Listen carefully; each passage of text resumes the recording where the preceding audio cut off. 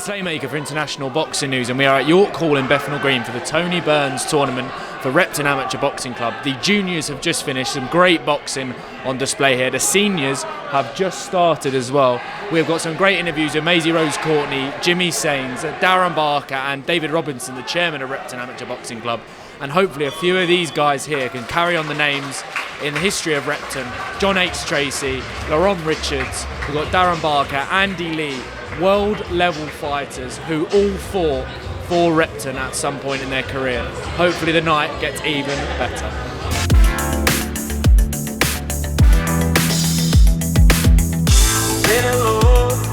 When I joined the club was starting to move forward quite a lot, as I say, with the people I just mentioned who've been not with us no more, like Georgie Bowers and Georgie Odwell and Billy Taylor. And he was trying to get it all going, and he wanted urgency, he wanted us to be there, he was changing the methods all round. But it was always, he's irritated, but Tony always remained calm, and he didn't bear falls easily. And if you didn't understand what he was thinking about, he would soon let you know it. But we all got the grip where he was coming from, and it's like you walked into the club, and you saw Tony there, and he wouldn't say nothing, and he'd say to me, "Come here, Robbo, what do you think of him?" And I look at the two boys spar, and I went, "Yeah, he ain't bad." He went, "Ain't bad?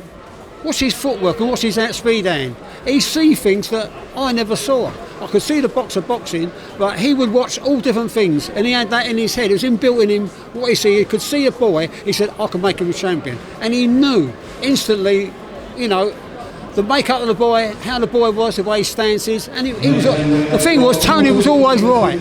Got it dead right first off. He was a very iconic figure, you know. And sarcasm never stopped. He was always sarcastic. They used to call me names every day of the week. I go, "All right, Tony, carry on with it all this day." But I've gone really, really well with Tony. You know, he was. When I told him I'm all for you. The committee will support you, you know, all the training staff, and that's it. You know, he said, "That's it. I want us to be the top club." And we've had a few wobbly years since then, but we are trying to get back on track now with the lads we got there, the trainers we got there, and I think, you know, we will be back. We're the top London club at the moment, with the amount of champions we've had. I just want to be the top club in England again, and I will say to Tony, I'm still there doing it, Tony. You know.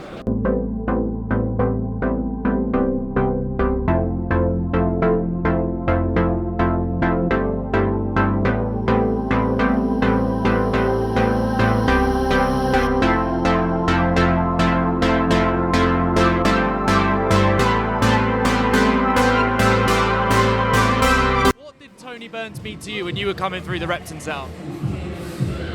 It's very hard to articulate the impact he had, not just on my career but in my life.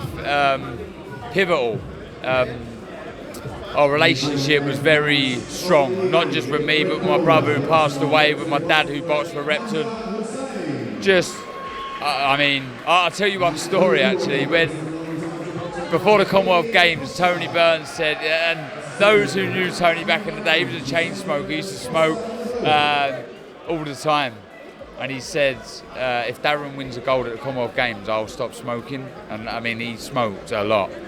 And I won the gold, and he never, ever smoked again. And I'm really proud of that, you know, weirdly.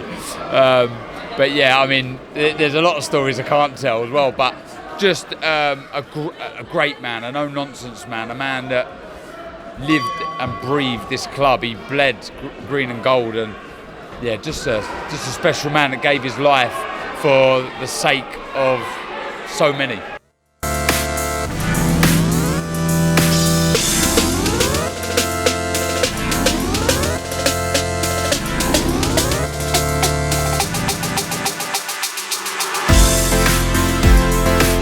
How important in general are these kind of amateur tournaments in kind of pushing the next generation of not only Repton fighters but also the other clubs that are involved as well? How important are these tournaments? Oh, it's really, really important. This is where you learn your pedigree, you learn your craft when you're in it. You know, when you're doing all these small hall shows or in the nationals, when you're fighting, before you go on to like Team England, Team GB and all stuff like that. This is where you learn all that stuff. This is when you can get nervous, this is when you can mess up, this is when you can get knocked out. Do you know what I mean? This is the times where you can do it, and it's so much fun, you know? Like these kind of, there shouldn't be so much pressure on these young amateurs going through the ranks or whatever.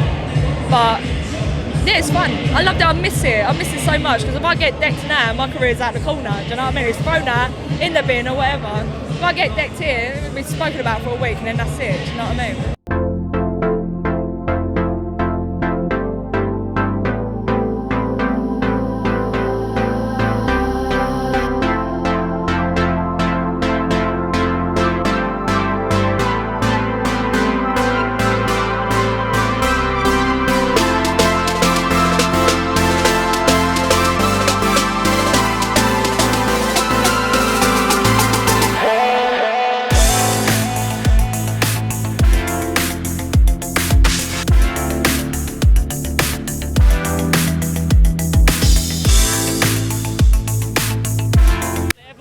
Each other at Repton. Even till now, you see everyone at the shows.